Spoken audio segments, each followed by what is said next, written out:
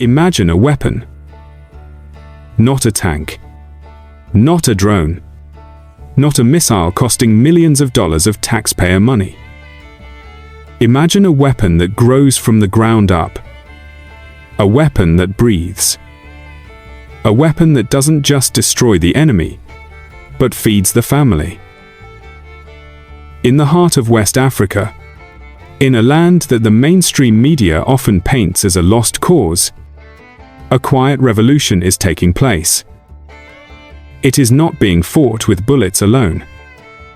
It is being fought with soil, sweat, and a vision that terrifies the global elites.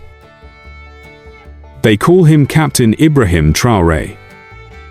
To the West, he is an enigma, a disruption, maybe even a threat to the established order. But to his people in Burkina Faso, he is the man who looked at the encroaching desert, looked at the terrorists hiding in the wastelands, and said, "No more." He has announced a plan so bold, so massive, that it sounds almost biblical. 200 million trees. Specifically, cashew trees. Now, you might be sitting there in your living room in Ohio or Texas thinking, okay, it's just farming. What's the big deal? Here is the truth that the nightly news won't tell you. This isn't just about nuts. This isn't just about agriculture. This is a green wall of defense. This is about reclaiming territory from terrorists who thrive in desolate places. This is about telling the foreign corporations that have looted Africa for centuries that the days of stealing raw materials are over. For 50 years, the script was written by others. Africa grows it. The West buys it for pennies, processes it, and sells it back for dollars. It was a system designed to keep good people poor and dependent. But Traoré flipped the script. He's betting everything on the land. He believes that true national security doesn't come from foreign aid packages with strings attached.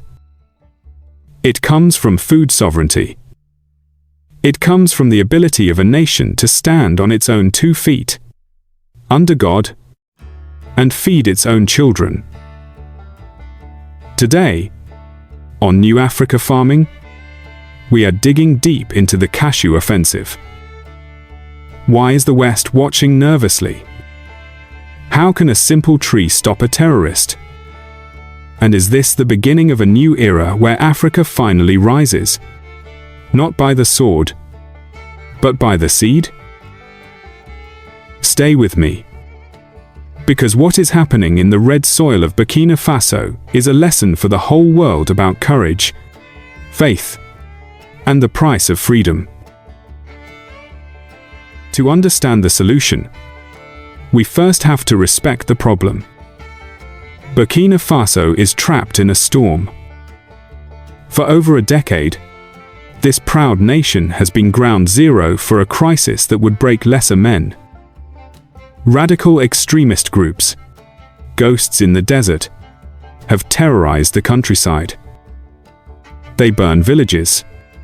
They drive farmers off their ancestral lands. Why? Because chaos breeds control. When a farmer cannot farm, he starves. When he starves, he becomes desperate. And desperate men are easy recruits for evil causes. The desertification of the Sahel isn't just an environmental issue. Folks, it's a security nightmare. As the green land turns to dust, the safe havens for criminals expand. For years, the experts in air-conditioned offices in Paris and Washington sent advice. They sent loans. They sent peacekeeping troops who, let's be honest, didn't keep much peace. But the land kept drying up. The violence kept spreading. It seemed like God had turned his face away. But there is a spirit in the farmer that cannot be crushed. I know many of you watching this channel understand that. You know the value of land. You know that land isn't just dirt. It's legacy. It's what you leave to your grandsons. Enter Ibrahim Traoré. When he took power, he didn't ask for more foreign intervention. He looked at the map and saw what others missed. He saw that Burkina Faso sits on a gold mine. Not the metal, though they have that too, but the potential of the cashew. Burkina Faso is already one of the world's top producers of raw cashew nuts. But here is the crime. 90% of it was being exported raw. Think about that. The hard work, the planting, the tending, the harvesting, was done by Burkinabe hands. But the profit, the processing, the packaging, the value, was being made in Vietnam, in India, or in Europe. It's like raising a cow, selling it for $10, and buying back a steak for $50. It doesn't make sense. It's economic slavery disguised as trade. Traoré realized that as long as his people were just laborers in the global supply chain, they would never be free. And if they weren't free, they couldn't be safe. So, he launched the Agro-Silvo-Pastoral Offensive. A fancy name for a simple, rugged concept. We grow it. We process it. We keep the wealth. We secure the land. This 200 million tree initiative is the spearhead of that offensive. It is aimed directly at two enemies: the encroachment of the desert and the encroachment of poverty. Let's look at the mechanics of this plan. Because when you hear 200 million trees, it sounds impossible. It sounds like a politician's promise before an election. But here is the difference. In Burkina Faso, under this administration, failure is not an option. This isn't a random scattering of seeds. This is a military-grade operation applied to agriculture. The plan targets the most vulnerable regions, the areas hit hardest by security threats. Why plant there? Because a cashew orchard is a permanent presence. When you plant a forest, you need people to tend it. You need water systems. You need roads. You need security posts to guard the harvest. Suddenly, the Wild West of the desert becomes a regulated, occupied zone of productivity. The terrorists lose their hiding spots. The darkness is replaced by the light of industry. The cashew tree is a survivor. It's tough. It doesn't need to be babied like a rosebush. It thrives in difficult soils. It digs its roots deep, holding the earth together, stopping the wind from blowing the topsoil away. It is the perfect metaphor for the Burkinabe people. Tough, resilient, unbroken. And here is the economic genius of the plan. Traoré isn't just planting. He is banning the export of raw nuts. He is forcing the industry to build factories inside Burkina Faso. Imagine the ripple effect. You build a factory. Now you need masons, electricians, engineers. You process the nut. Now you need packaging, marketing, logistics, truck drivers.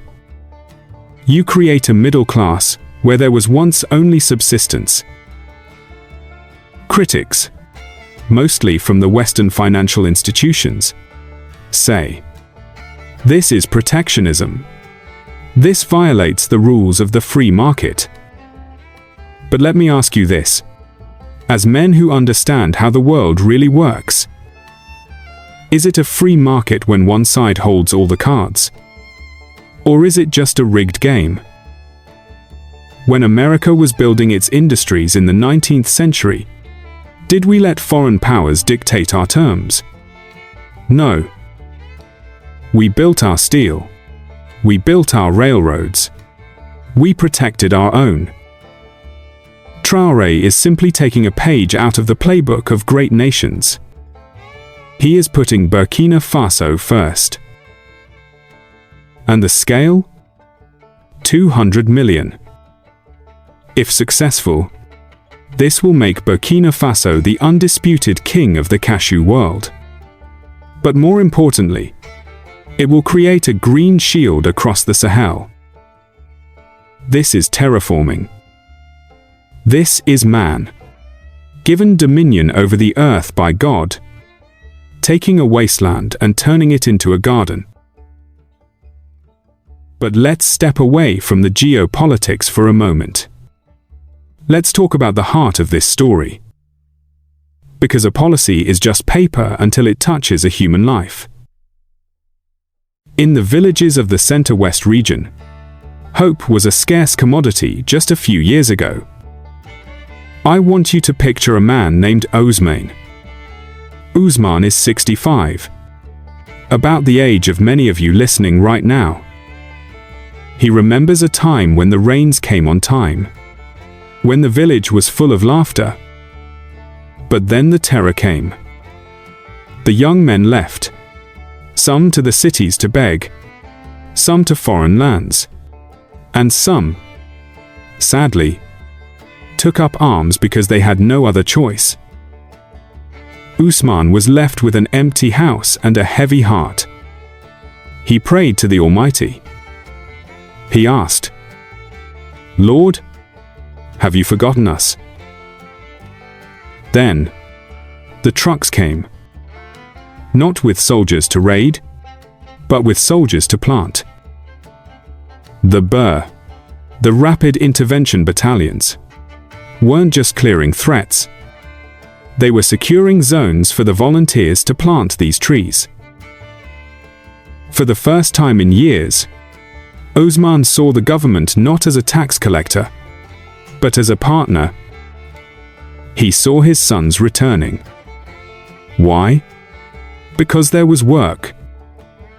"We are planting our future," one young man said. There is something deeply spiritual about planting a tree.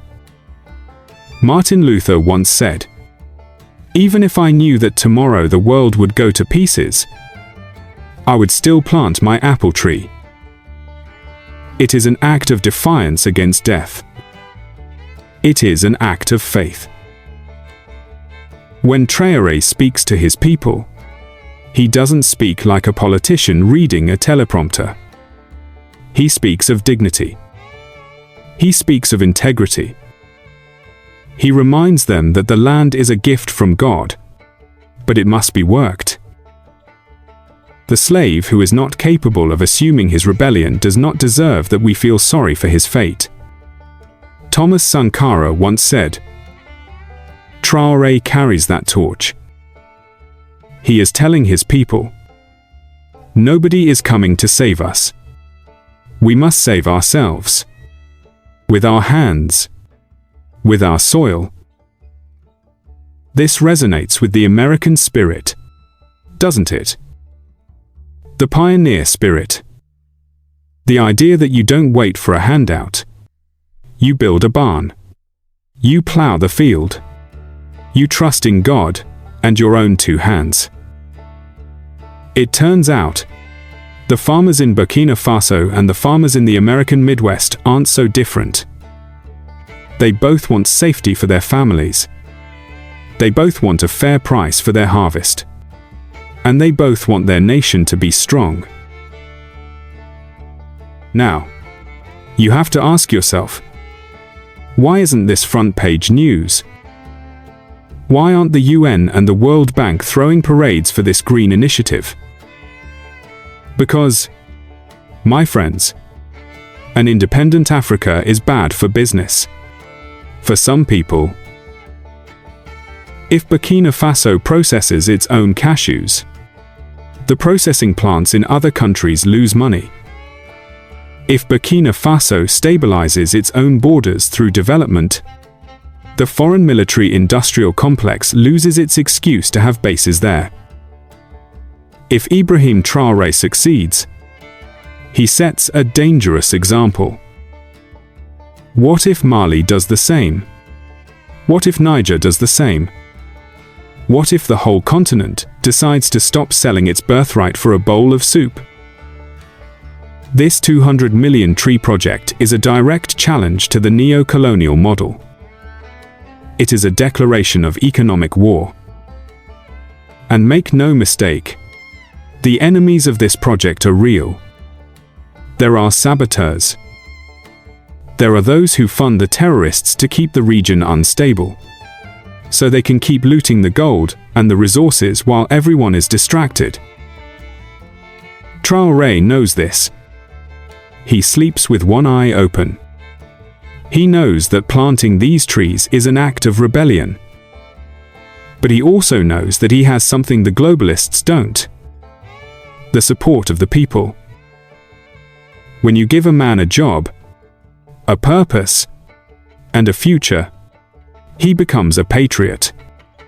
You cannot radicalize a man who is busy building a legacy for his children. The United States, the real America, the people, not the politicians, should look at this with respect. We should want stable, sovereign nations. A strong Burkina Faso means a stable Sahel. A stable Sahel means fewer refugees flooding into Europe and the West. A stable Sahel means less terrorism spreading across the globe. So, in a very real way, Ibrahim Traoré's cashew trees are protecting us too. They say the best time to plant a tree was 20 years ago. The second best time is today. Ibrahim Traoré has chosen today. It will take years for these 200 million trees to reach full maturity. Traoré might not even be in power when the first major harvest comes in. But that is the definition of a statesman versus a politician. A politician thinks about the next election. A statesman thinks about the next generation. He is planting shade he may never sit in. He is building a fortress he may never see finished. But he has ignited a spark. From the dust of the Sahel, a new narrative is rising. One of New Africa farming. It tells us that the answer to our problems isn't found in foreign capitals or international loans. The answer is right beneath our feet. In the soil, in the seed, in the will of the people. As we watch this story unfold, let us not be passive observers. Let us pray for the success of this endeavor. Let us pray that the rains fall gently on those seedlings. Let us pray that the hands of the workers are strengthened. And let us hope that this courage inspires others, maybe even us, to look at our own lands, our own communities, and ask, what are we planting for the future? If this story touched you, if you believe in the right of a nation to feed itself and defend itself, then stand with us. The mainstream media won't tell these stories, but we will. We are New Africa farming. We are digging for the truth. Do me a favor. Hit that subscribe button. Not because I'm asking, but because the algorithm hates this kind of content. They want you watching cat videos or celebrity gossip. Show them that you care about the real world, that you care about justice, that you care about truth. Leave a comment below. Tell me, do you think Traoré's plan can save the Sahel? Or will the global powers try to stop him? I want to hear your wisdom. Until next time, keep the faith, watch the horizon, and God bless the honest farmer, wherever he may be.